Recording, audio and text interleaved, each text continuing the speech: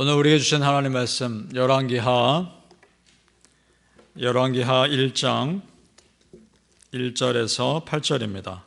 구약성경 열왕기하 1장 1절에서 8절 말씀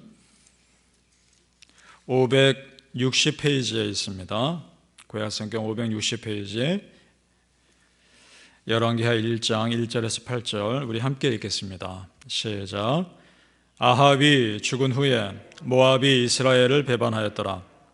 아하시아가 사마리아에 있는 그의 다락 난간에서 떨어져 병들매 사자를 보내며 그들에게 이르되 가서 에고론의 신 바알세붑에게 이 병이 낫겠나 물어보라 하니라.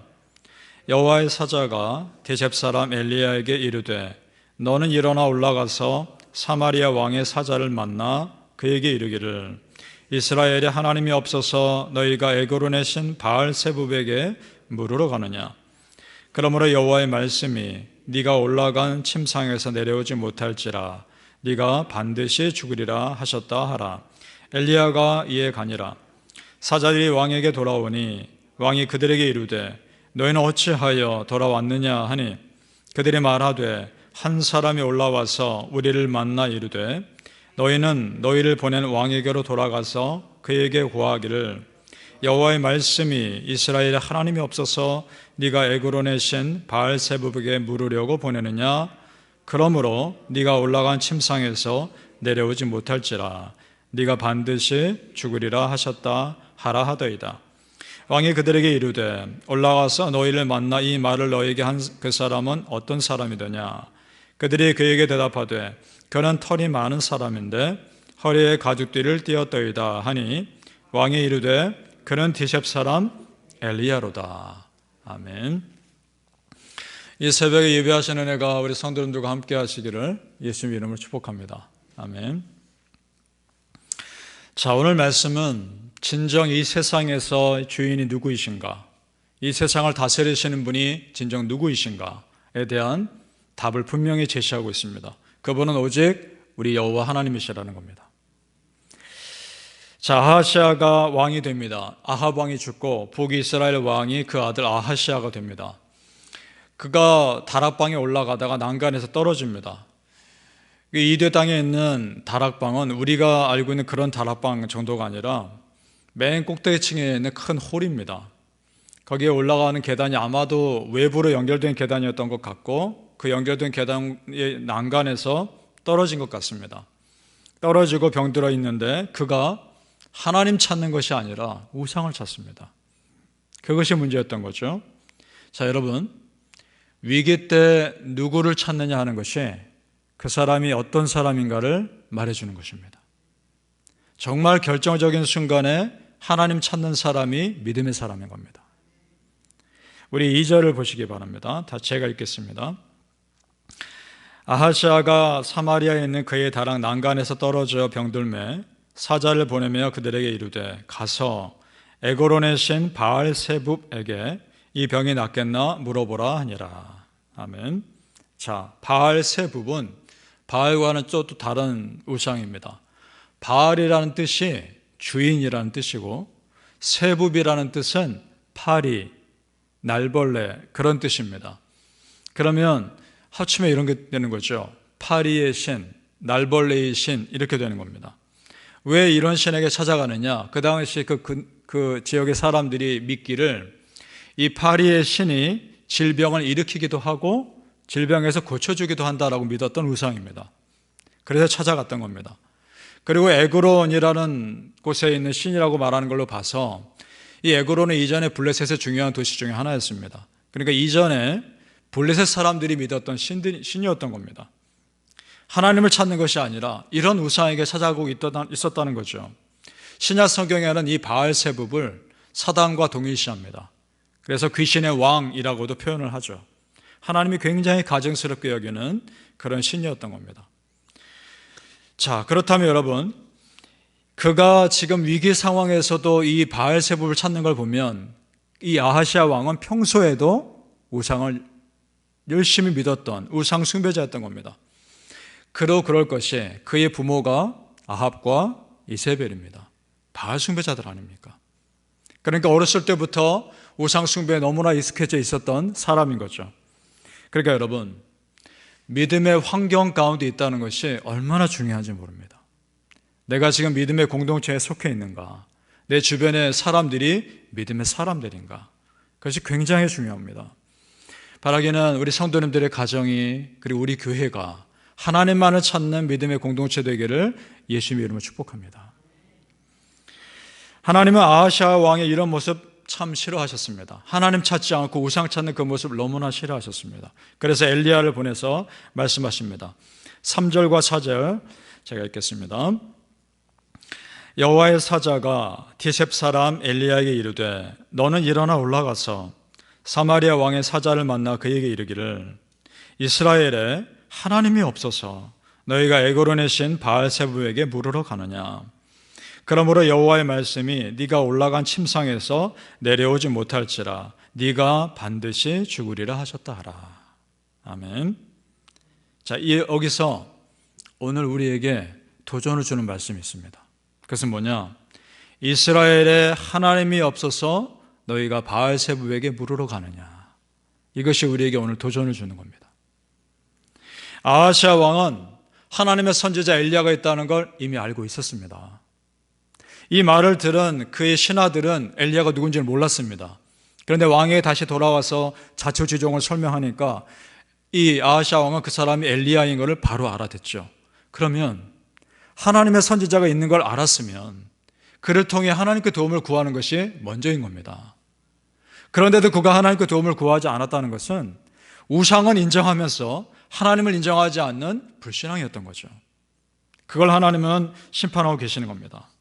오늘 이 말씀, 이것이 우리에게 주시는 말씀으로 받아들였으면 좋겠습니다. 이스라엘에 하나님이 없어서 너희가 우상에게 물으러 가느냐 하는 이 말씀은 이런 겁니다. 하나님이 있는데 왜 너희는 다른 것을 더 의지하려 하느냐? 왜 너는 나 여호와 하나님을 너희 주인으로 인정하지 않느냐? 이런 질문인 것입니다. 그래서 잠언 3장 5절에서 6절에 이런 말씀이 있습니다. 너는 마음을 다하여 여호와를 신뢰하고 네 명철을 의지하지 말라. 너는 범사의 그를 인정하라. 그리하면 너희 길을 지도하시리라. 아멘. 이 말씀 그대로 아멘으로 받으시기를 소망합니다. 내 삶에 여러분 주인 되신 하나님을 인정하고 그 하나님의 뜻을 순간순간마다 물어보며 산다는 것이 결코 소극적인 삶이 아닙니다. 결코 불편하거나 소극적인 삶이 아닙니다. 오히려 반대입니다. 내 능력으로 안 되는 그런 삶을 하나님께 묻고 도움을 구함으로써 능력 이상의 삶을 살겠다는 오히려 적극적인 믿음인 것입니다. 믿으십니까? 하나님의 그런 도우심을 바라며 소망할 수 있기를 축복합니다.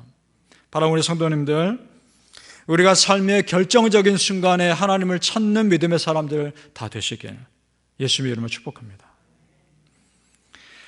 아하시아 왕이 엘리야 선지자의 메시지를 듣고서요 군대를 보냅니다. 군대를 전부 3번에 걸쳐 보냅니다. 50명씩. 그런데 첫 번째와 두 번째 왔던 그 50명의 군대는 하늘에서 불이 내려 죽임을 당합니다. 자, 우리 10절 말씀 보겠습니다. 10절 말씀.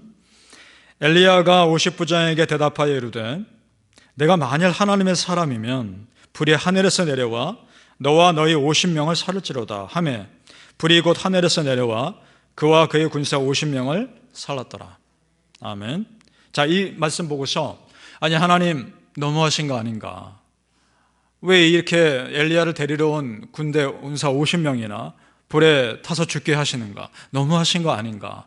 그것도 2번씩이나 라고 생각할 수 있습니다. 그런데 여러분, 북이스라엘 아하시아 왕이 엘리야 선지자에게 군대를 보낸 의도를 알아야 하는 겁니다.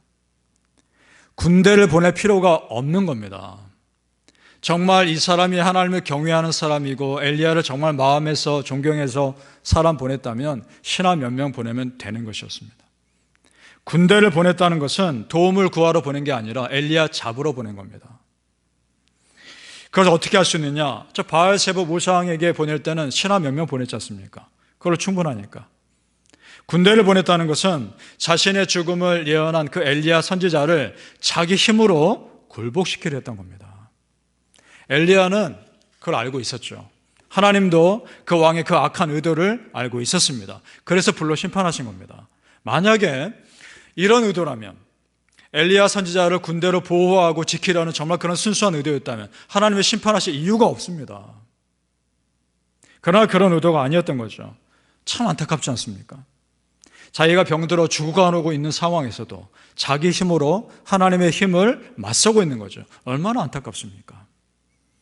그런데 여기서 우리가 주목할 것이 있습니다. 그 세상 왕의 권력 앞에 엘리야 선지자 당당하다는 겁니다.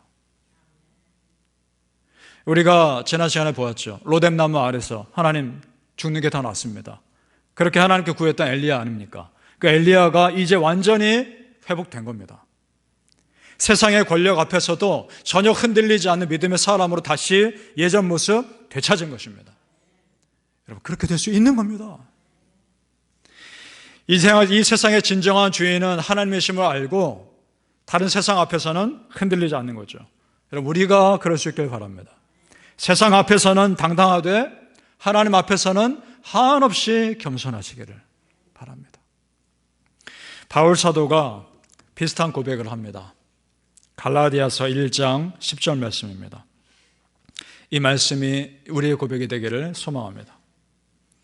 이제 내가 사람들에게 좋게 하랴 하나님께 좋게 하랴, 사람들에게 기쁨을 구하랴 내가 지금까지 사람들의 기쁨을 구하였다면 그리스도의 종이 아니니라. 아멘. 사람에게 기쁘게 하랴 하나님께 기쁘게 하랴, 하나님께 기쁘게 하는 사람들 되시기를 바랍니다. 그것이 사람들을 기쁘게 하는 것입니다. 사랑하는 성도님들, 내 삶의 주인이 여호와 하나님이심을 겸손히 믿으시고 하나님의 사람이 하나님을 찾는 모습을 보여주시기를 예수님 이름으로 축복합니다. 아멘. 기도하겠습니다. 할렐루야. 아버지 하나님 은혜를 감사합니다. 우리는 아버지 하나님의 사람들입니다. 하나님의 사람이 하나님 찾게 하여 주옵소서. 결정적인 순간에 하나님 붙들게 하여 주옵소서. 다른 사람 의지하는 것이 아니라 하나님 의지하며 해결해 갈 수 있게 하여 주옵소서. 내 안에 진정 하나님을 사랑하는 그 믿음을 이 세상 앞에 당당하게 보여줄 수 있는 그런 엘리야 같은 믿음의 사람들 다 되게 하여 주시옵소서. 감사하며 예수님 이름으로 기도합니다. 아멘. 하늘에